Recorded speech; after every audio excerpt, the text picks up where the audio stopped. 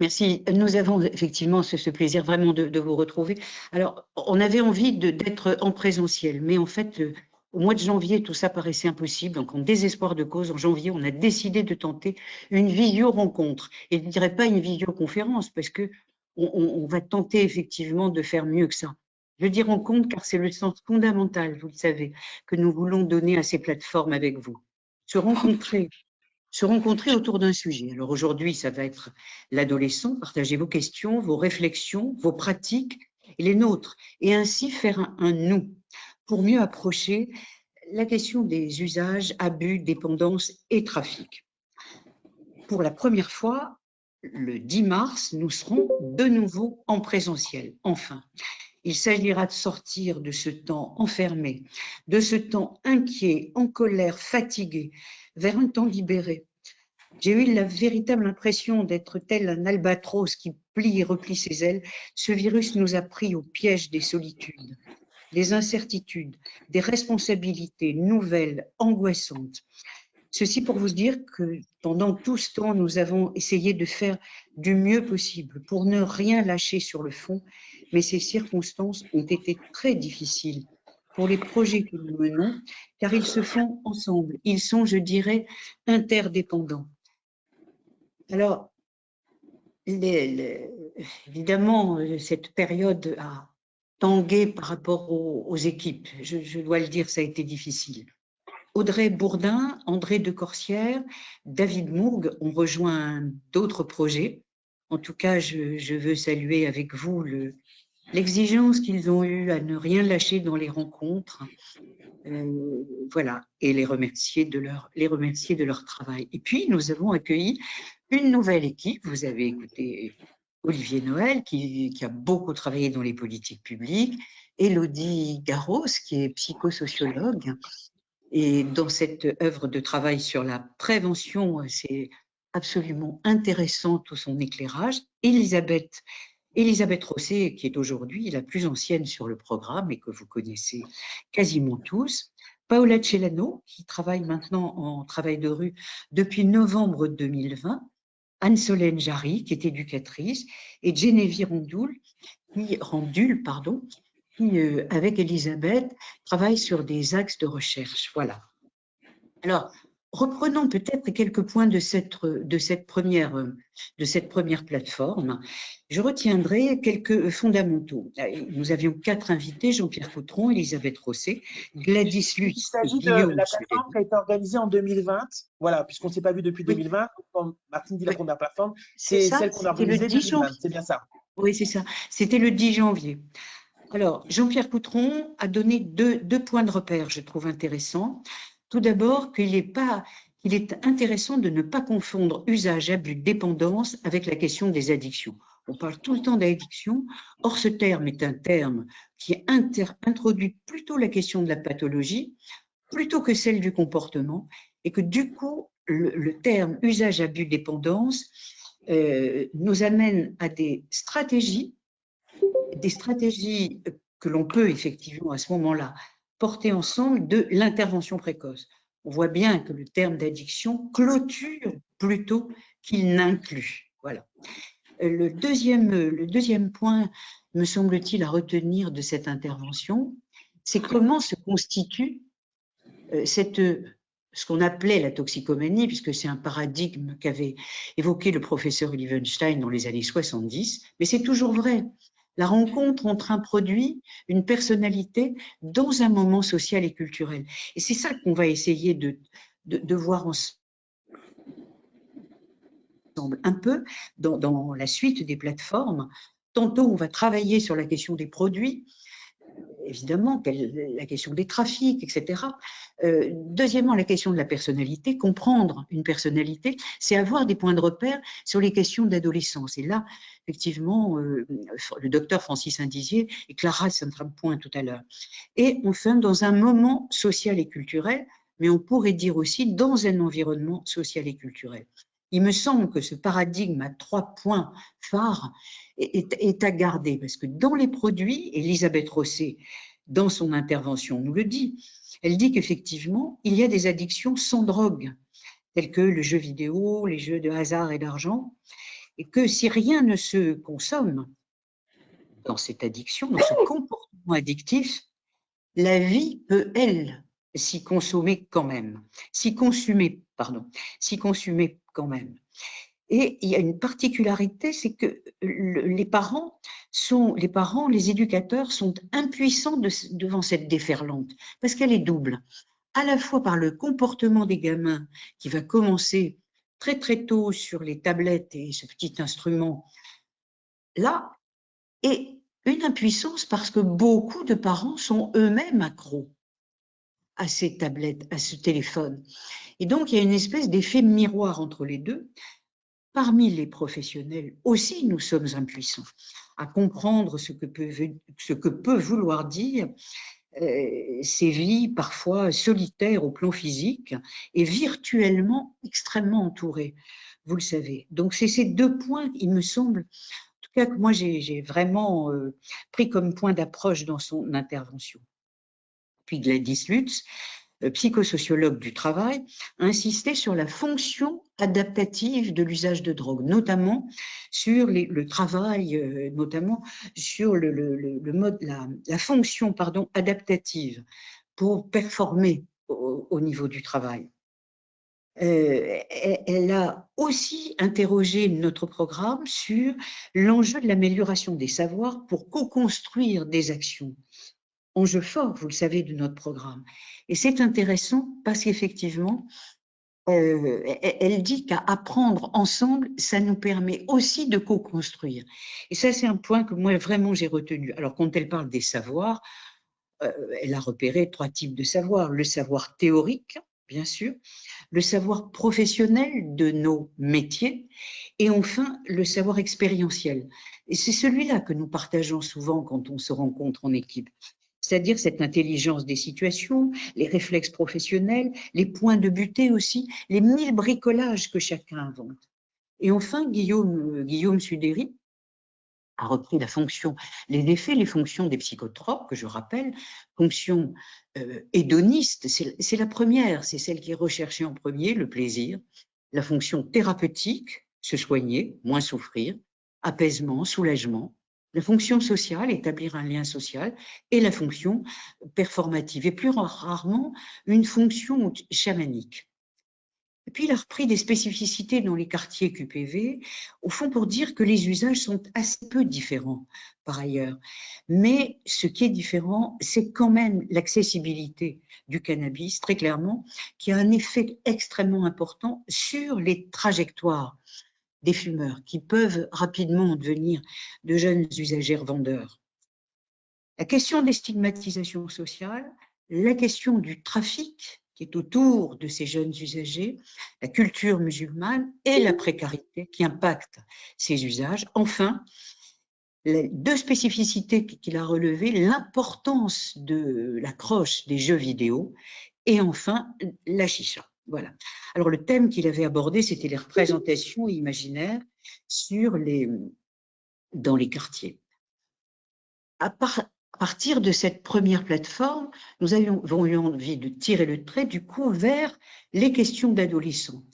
Ces questions par rapport aux ados, c'est souvent les mêmes, c'est entre normal et pathologique. Comment est-ce qu'on peut comprendre les limites? Comment sentir les vulnérabilités?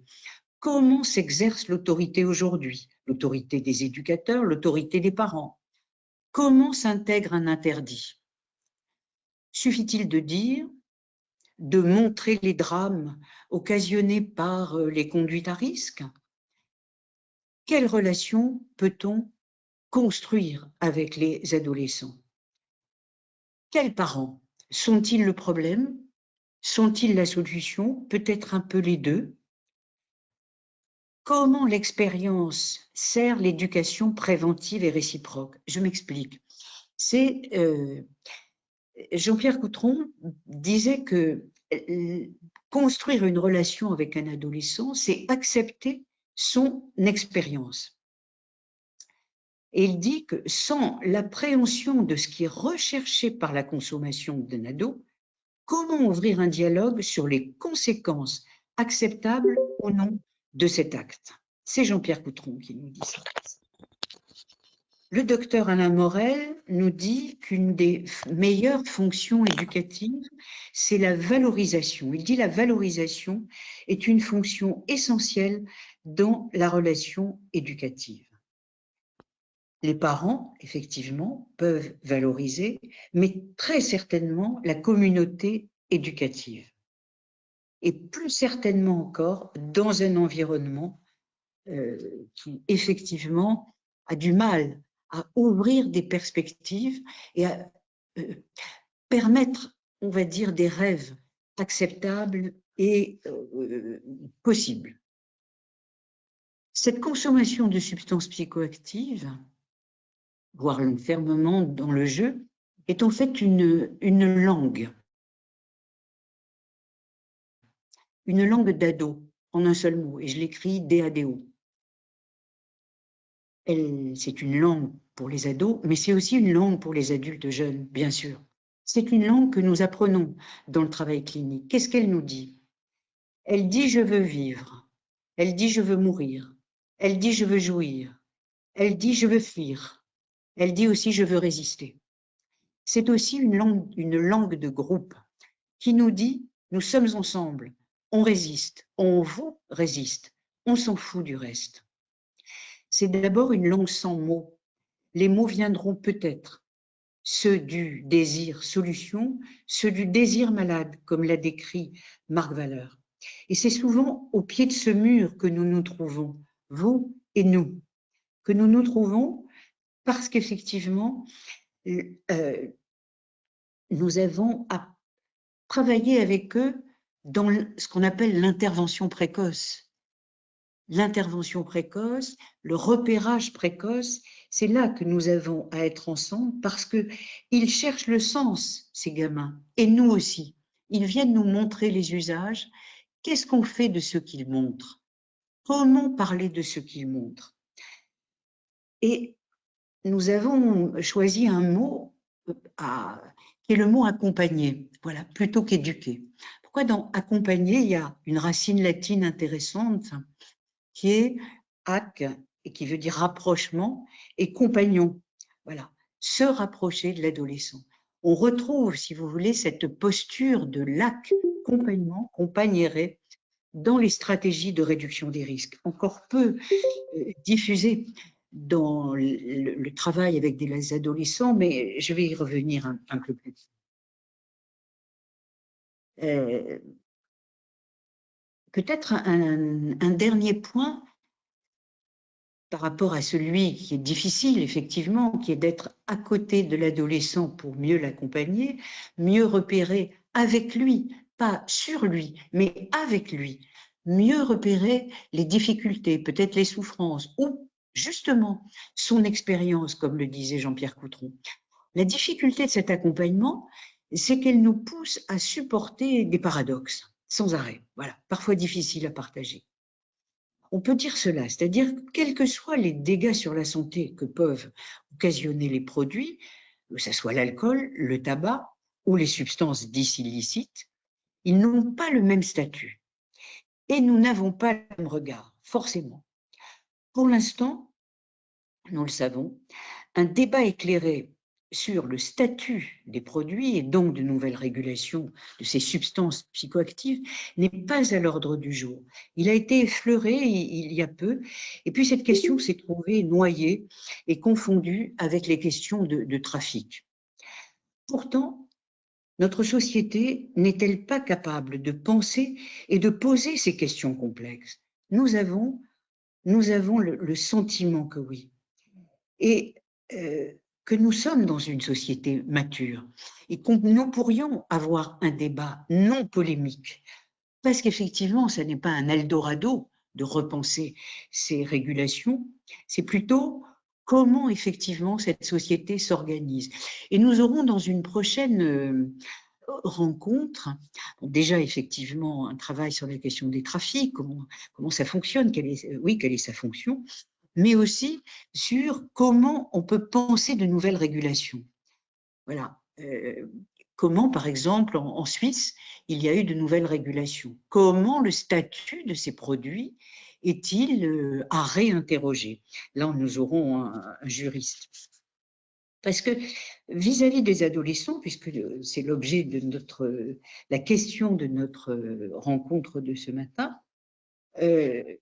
on sait une chose, c'est que pour qu'une loi soit acceptée par un adolescent, et c'est le temps de l'adolescence, c'est le temps de grandir, c'est-à-dire de grandir avec des solidités. Et une des solidités, bien évidemment, c'est d'avoir intériorisé la loi, bien sûr.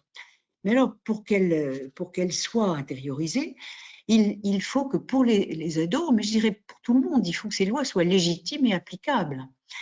On peut se référer à quelque chose qui a très bien marché en France. Rappelez-vous, Jacques Chirac, en 2002, avait lancé un certain défi à la France qui était de dire sécurité routière, changeons. À l'époque, il y avait 17 000 morts sur la route chaque année.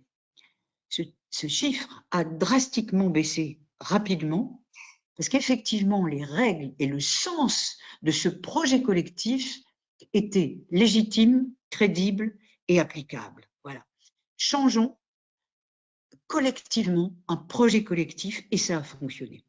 Sur la question des drogues, évidemment, on voit bien qu'on a du mal. Alors, pour reprendre, on a bien vu que le nombre de consommateurs n'a cessé d'augmenter depuis que la loi de 70 interdit l'usage, quel qu'il soit, même en privé.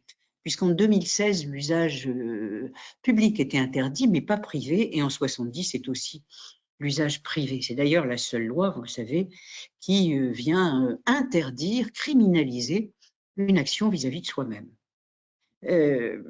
Il semble qu'il y ait un léger fléchissement dans le nombre de consommateurs, mais c'est une bien faible victoire. Je vais prendre un exemple. Quand dans une famille, parce qu'il y a un double interdit, dans une famille par exemple, on peut demander aux gamins d'avoir des usages régulés d'alcool. Voilà. La famille peut consommer l'alcool. Mais pour le coup, elle est équipée, entre guillemets, pour parler de cet usage d'alcool. Elle en connaît l'expérience, elle en connaît les difficultés, elle en connaît les risques. Et c'est quelque chose qui, dans ce partage d'expérience, peut être un dialogue avec les ados. Ça, c'est possible, ça ne l'est pas. Là, on peut tolérer, là, on ne peut pas tolérer.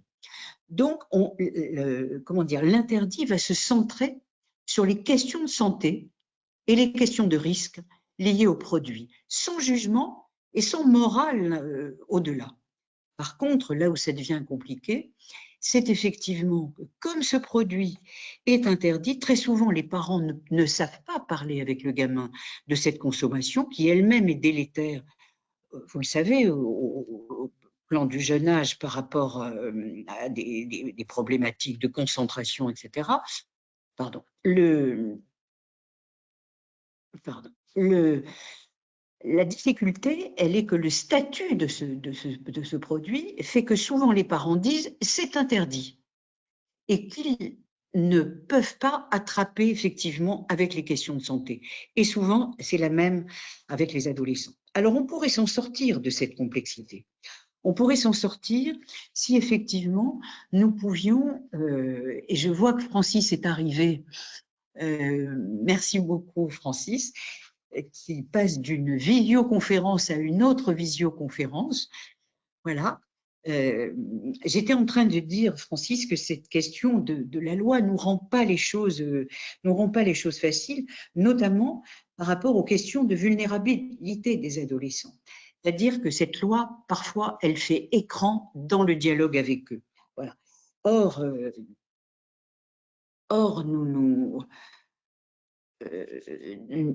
comment dire, je suis un peu troublée parce qu'il me semble qu'effectivement, tu n'as pas beaucoup de temps avec nous, donc je vais essayer d'abréger un petit peu mon propos pour vous dire que à partir des questions d'adolescents aujourd'hui, nous allons réfléchir à la question des trafics et quel est l'impact des trafics justement dans les quartiers politiques de la ville. Ce sera notre prochaine rencontre du 10 mars, oui, si ma mémoire est bonne.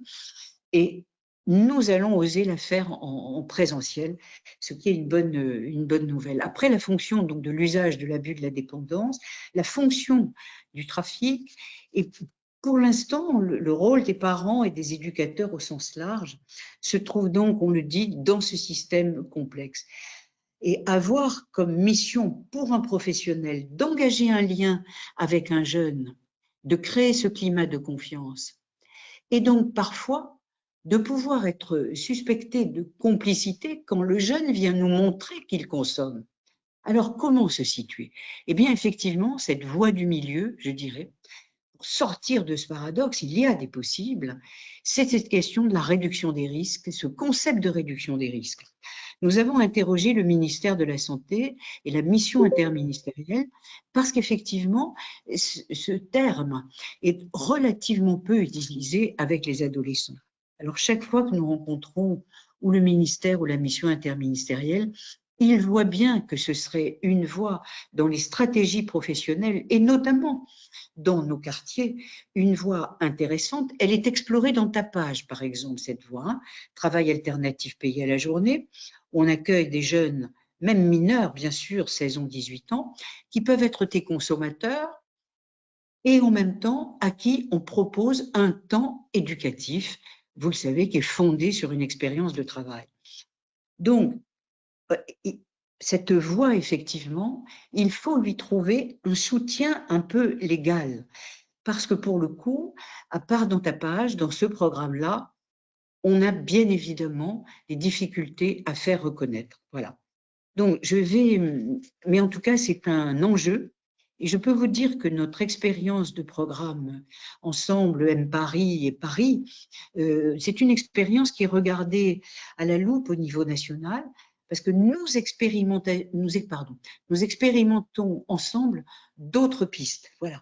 Aujourd'hui, à se rencontrer et à construire ensemble d'autres pistes. Et je pense que ces pistes-là, elles pourront peut-être être modélisées. Nous avons la chance maintenant d'être accompagnés par l'Observatoire régional de santé, qui effectivement va nous aider à prendre de la hauteur, de la hauteur par rapport à ce que nous faisons et mettre des mots. Nous sommes les artisans du quotidien et nous comptons effectivement sur cette évaluation pour pouvoir mettre des mots sur ce que nous faisons au jour le jour, bâtissons, construisons. Voilà. Je ne vais pas prendre plus de temps. Je veux par contre présenter Francis Indizier, le docteur Francis Indizier. Je remercie vraiment d'être là. Francis, à Toulouse, est quelqu'un qui a contribué, je le dirais comme ça, à faire évoluer les actions en politique publique. Il a été président du club de prévention du Mirail, Rennery, de 1975 à 1985. Donc, ce n'est pas n'importe quel moment. C'est un observatoire dont il a totalement, je pense, la mémoire. Ensuite, dans les années SIDA, il a bâti, avec d'autres, pas tout seul, mais il a été un des acteurs majeurs de tout le travail que nous avons pu faire entre SIDA et toxicomanie. Sur le centre Passage, par exemple, Graffiti, ce groupe d'action de praticiens hospitaliers d'intervenants en toxicomanie, c'est-à-dire bâtir des ponts, créer des lieux de débat, de rencontres, etc.